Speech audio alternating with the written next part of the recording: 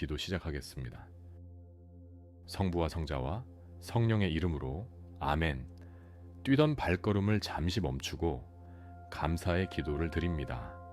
아프고 피곤할 때 용기를 주시고 괴롭고 외로울 때 소망이 되어 주시며 모두를 지켜 큰 사고 없이 인도해 주심에 감사합니다. 고통을 헤엄치면서도 아주 무너지지 않게 하심을 감사합니다. 나를 사랑해 준 사람도 감사합니다. 나를 공격했던 사람도 감사합니다. 그들이 있었기에 나는 더 너그러운 인간이 될 수 있었습니다. 때때로 가시를 주셔서 잠든 영혼을 깨워 주셨고 한숨과 눈물을 주셨지만 그 덕분에 진정한 행복이 무엇인지 배울 수 있었습니다. 날마다 평범한 생활 속에서도 감사를 발견하는 자세를 주소서. 무엇이 생겨서가 아니라 무엇이 내게 일어나지 않았음을 감사하게 하소서. 음악 외에도 들을 수 있는 귀와 아름다움을 볼 수 있는 눈, 편리한 시대에 태어난 것, 세어도 끝이 없는 수많은 감사들을 알게 하소서. 남과 비교하며 살지 않게 하시고 실패에 절망하지 않게 하시고 돈을 삶의 목적 삼지 않게 하소서. 사랑의 속삭임을 내 입술에 주시고 감사의 노래를 내 심장에 주소서. 불평하지 않게 하시고 화를 내지 않게 하시고 이해하게 하시고 덮어주게 하시고 악한 생각을 버리게 하소서. 모든 일에 감사만 있게 하소서. 주님, 때때로 병들게 하심을 감사합니다. 그로 인해 인간의 약함을 깨닫게 되기 때문입니다. 가끔 고독의 수렁에 내던져 주심도 감사합니다. 그것은 주님과 가까워지는 기회입니다. 기도를 아무리 해도 뜻대로 이루어지지 않게 하심도 감사합니다. 그로 인해 나의 교만을 반성하게 됩니다. 아들, 딸이 걱정거리가 되게 하시고 부모와 형제가 짐으로 느껴질 때도 있게 하심에 감사합니다. 그로 인해 인간된 보람을 깨닫게 됩니다. 먹고 사는 일이 힘겹게 하심도 감사합니다. 눈물로써 망해가는 사람들의 심정을 이해할 수 있기 때문입니다. 불의와 허위가 득세하는 시대에 태어난 것도 감사합니다. 하느님의 의로움이 더욱 분명히 드러나기 때문입니다. 땀과 고생의 잔을 맛보게 하심을 감사합니다. 그로 인해 주님의 사랑을 깨닫게 되기 때문입니다. 주님, 감사할 수 있는 마음을 주심에 감사합니다. 하찮은 저에게도 감격의 순간들을 허락해 주심에 감사하게 하소서. 하루를 다시 주시는 것, 아름다운 자연을 펼쳐 보이시는 것, 이웃을 편안한 마음으로 바라보게 하시는 것에 뜨겁게 감사하게 하시고 또한 사랑과 용서라는 어려운 세계를 가까이에서 손잡아 보게 하시는 것, 영원한 생명이라는 추상적 세계가 매우 구체적인 모습으로 다가오게 하시는 것에 눈물겹게 감사하게 하소서. 주님, 감사하는 마음에서 생겨나는 생생한 평화를 이웃에게 나누어 주게 하소서. 주님이 주신 평화의 그 잔잔한 미소를 통해 세상에는 은밀히 넘치는 사랑이 있음을 이웃이 알게 하시고 평화의 간결한 말을 통해 인간의 삶에는 청결한 진실이 있음을 이웃이 알게 하시며 평화의 투명한 침묵을 통해 인간의 영혼에는 신비한 음향이 있음을 이웃이 알게 하소서. 주님, 이 뜨겁고도 싱그러운 평화가 식지 않도록 저로 하여금 늘 주님을 생각하게 하소서. 주님의 빛의 물결이 제 영혼에 출렁이면서 감사의 바다가 되게 하소서. 이 모든 기도 우리 주 예수 그리스도를 통하여 비나이다. 아멘. 성부와 성자와 성령의 이름으로 아멘. 이 기도문을 처음 들었을 때 나는 말없이 눈을 감고 고개를 숙였습니다. 누구나 인생에 한 번쯤은 그저 감사할 줄 아는 사람이 되고 싶다는 소망을 품습니다. 그러나 우리는 압니다. 감사는 삶이 순탄할 때 쉽게 흘러나오는 말이 아니란 걸. 진짜 감사는 모든 것이 무너진 그 자리에 피어난다는 걸요. 프란치스코 교황은 가난한 사람들의 교황으로 불립니다. 그러나 그의 가장 위대한 정체성은 감사의 사람이었다고 저는 믿습니다. 그는 고통을 축복이라 부르고 슬픔을 선물이라 부르며 가장 낮은 자리에서 평화를 노래했습니다.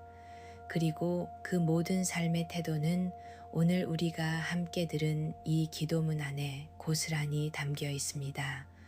괴롭고 외로울 때 소망해 주셨으며 날 사랑해 준 사람도 공격해 온 사람도 감사합니다. 이 문장 하나에 담긴 겸손과 통찰을 보세요. 원망할 이유가 있었던 사람에게조차 감사의 이유를 찾아낸 마음, 그것이야말로 우리가 잃지 말아야 할 내면의 고요함 아닐까요? 감사는 받은 것을 헤아리는 능력이 아니라 잃지 않은 것을 알아보는 감각입니다. 교황은 그 감각을 통해 세상을 바라보았고 우리에게도 이렇게 묻고 계신 듯합니다.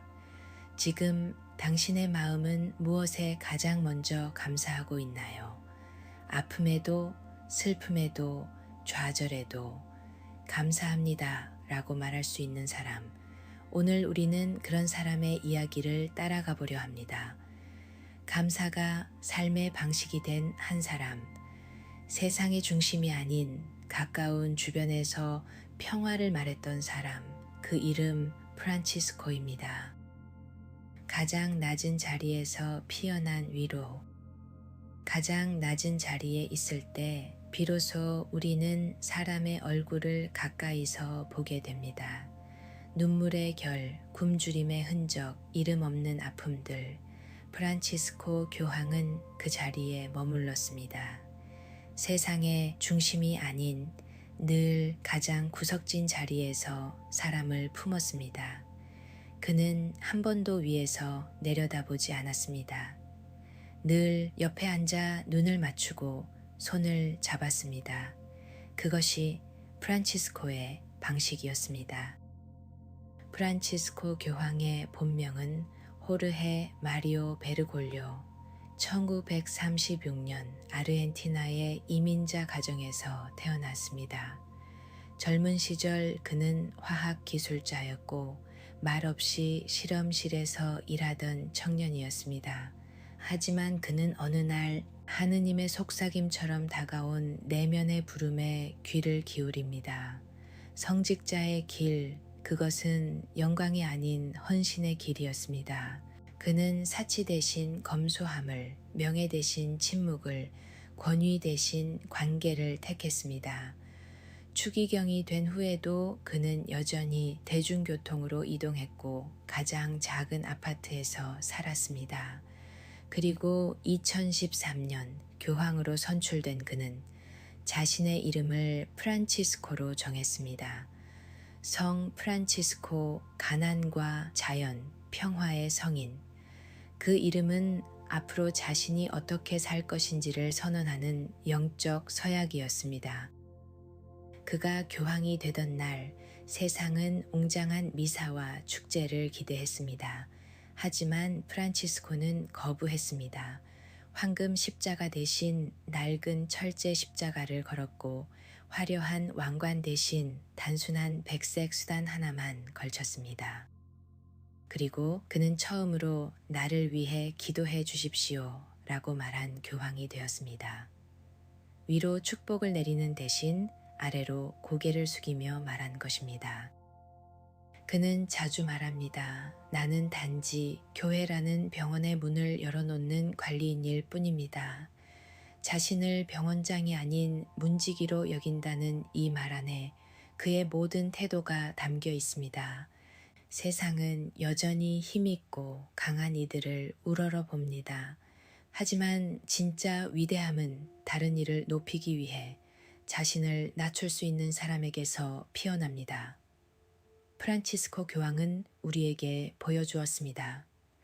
높은 자리는 위치가 아니라 태도임을, 리더십은 지시가 아니라 경청임을, 그는 사람들의 상처에 귀 기울였고 고독한 이들의 이름을 불렀으며 침묵하는 이들의 입이 되어 주었습니다.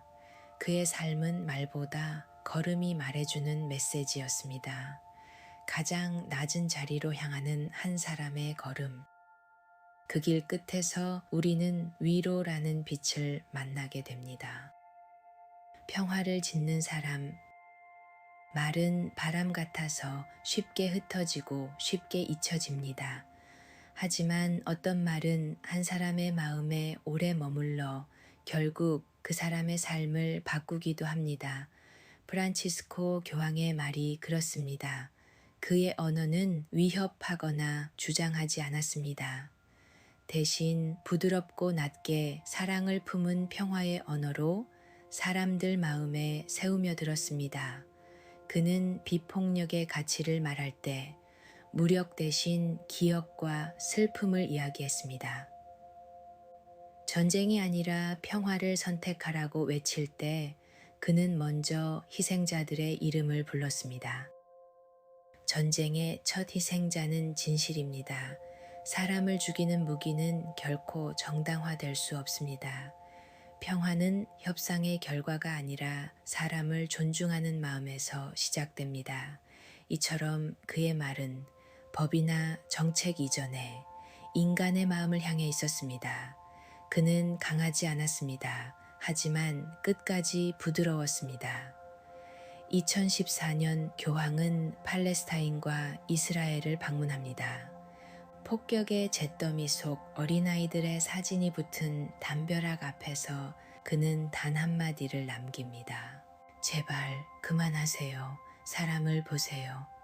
어떤 연설보다 강력한 이 한 문장은 세계 언론의 머리 기사를 채웠습니다. 그는 복잡한 이념을 말하지 않았습니다. 그저 인간을 말했습니다. 2017년 미얀마를 방문한 자리에서는 말 한마디로 세계의 긴장을 풀었습니다. 로힝야라는 금기어를 꺼내지 않았지만 그들의 고통에 무릎 꿇고 울었습니다. 그는 말 대신 침묵으로 말하는 법을 아는 사람이었습니다. 프란치스코 교황의 평화는 단지 정치적 무분쟁 상태가 아닙니다. 그는 평화를 관계의 온도로 정의합니다. 세상에서 가장 강한 무기는 다정함입니다. 용서는 계산이 아닌 결심입니다. 진실한 평화는 분노가 다 말라버린 자리에 남겨지는 것처럼 다가옵니다. 그의 말은 때때로 한편의 시처럼 다가옵니다. 그것은 논리를 뛰어넘어 우리의 감정 뿌리 깊은 곳에 도달하기 때문입니다. 교황은 평화를 설교하지 않았습니다. 그는 평화를 짓는 사람이었습니다. 매일의 언어로, 작은 제스처로, 상대를 있는 그대로 존중하는 눈빛으로 하루하루를 쌓아 올렸습니다. 그렇게 평화는 이념이 아니라 태도가 되었습니다. 누구도 버려지지 않는 세상. 어느 겨울밤 로마 성 베드로 광장 근처에서 노숙자들이 쪽잠을 자고 있었습니다. 춥고 적막한 공기 속 누군가가 조용히 다가와 말없이 그들 곁에 앉았습니다. 그 사람은 교황이었습니다. 프란치스코는 묻지 않았습니다. 왜 여기 있냐고, 무엇이 그들을 이 자리에 앉혔는지 따지지 않았습니다. 그는 단지 함께 있었습니다. 세상은 자꾸만 쓸모 있는 사람만을 남기려 합니다. 그러나 프란치스코 교황은 말합니다. 세상에는 불필요한 사람이 없습니다. 단 한 사람도 하느님의 시선에서 예외가 아닙니다. 프란치스코는 교회의 정체성을 이렇게 말합니다.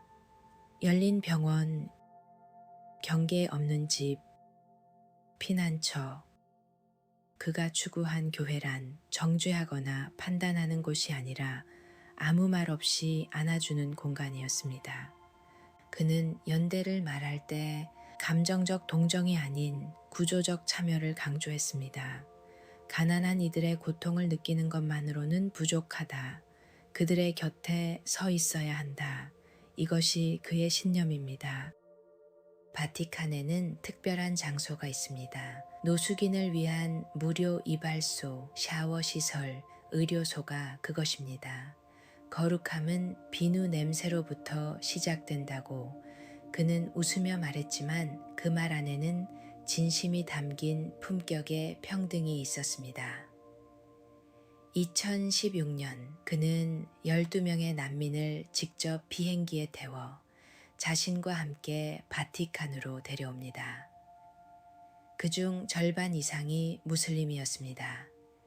그는 그들의 종교를 바꾸려 하지 않았습니다. 그저 인간으로 환대했습니다. 이러한 그의 선택은 신학이 아니라 사랑으로 말하는 복음이었습니다. 프란치스코 교황은 말합니다. 우리는 모두 초대된 존재들입니다. 그래서 우리는 또 다른 누군가를 초대할 책임이 있습니다. 그의 세계관에서 이방인, 낯선 사람, 이주민, 병든 자는 타자가 아니라 우리가 반드시 품어야 할 얼굴이었습니다. 연대는 함께 걷는 것입니다.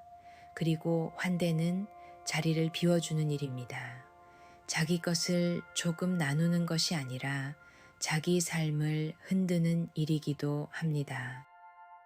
당신의 일상 속에도 보이지 않는 버려진 사람들이 있습니다. 늘 지나치던 그 노인의 눈빛, 버스 뒷자리에서 혼잣말하던 누군가의 기척, 사회라는 말에 밀려 점점 잊혀지는 얼굴들, 프란치스코는 그들을 기억하라고 말합니다. 그리고 그 곁에 앉으라고 말합니다. 말이 아니라 태도로 당신의 하루가 누군가에게 환대의 시작이 되기를, 마음의 생태를 돌보는 길. 세상은 자꾸 우리를 빠르게 움직이라고 재촉합니다. 더 많이 소유하고 더 빨리 도달하라고 합니다. 그러나 프란치스코 교황은 그 반대의 방향을 향해 걸었습니다. 그는 말합니다. 단순함은 단지 덜 가지는 것이 아니라 더 깊이 느끼는 것입니다. 그는 화려한 것들 앞에서 머뭇거렸고 작은 것 앞에서는 오래 머물렀습니다. 그의 삶은 마치 마음의 생태계를 돌보는 정원사와도 같았습니다. 2015년 프란치스코 교황은 역사적인 회칙 찬미 받으소서를 발표합니다. 이 회칙은 단순한 환경 보호를 넘어서 인간의 내면과 자연이 연결되어 있다는 깊은 통찰을 담고 있었습니다. 그는 지구를 가장 가난한 이들의 집이라 부릅니다. 그리고 우리 모두는 그 집에 새들어 사는 손님이라고 말합니다. 이 지구는 우리의 소유물이 아니라 다음 세대에게 건네줄 유산입니다.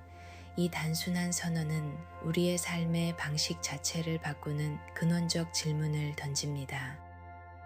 프란치스코는 걷는 것을 좋아했습니다.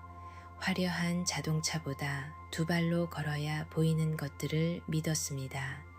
아침에는 작은 정원을 산책하며 묵상했고 길가의 꽃 한 송이에도 감사했습니다. 그는 한 번은 기자가 물었습니다. 당신의 가장 큰 기쁨은 무엇인가요? 그는 웃으며 이렇게 대답했습니다. 햇빛 아래서 아이가 웃는 모습이요. 그 웃음은 어떤 설교보다 위대합니다.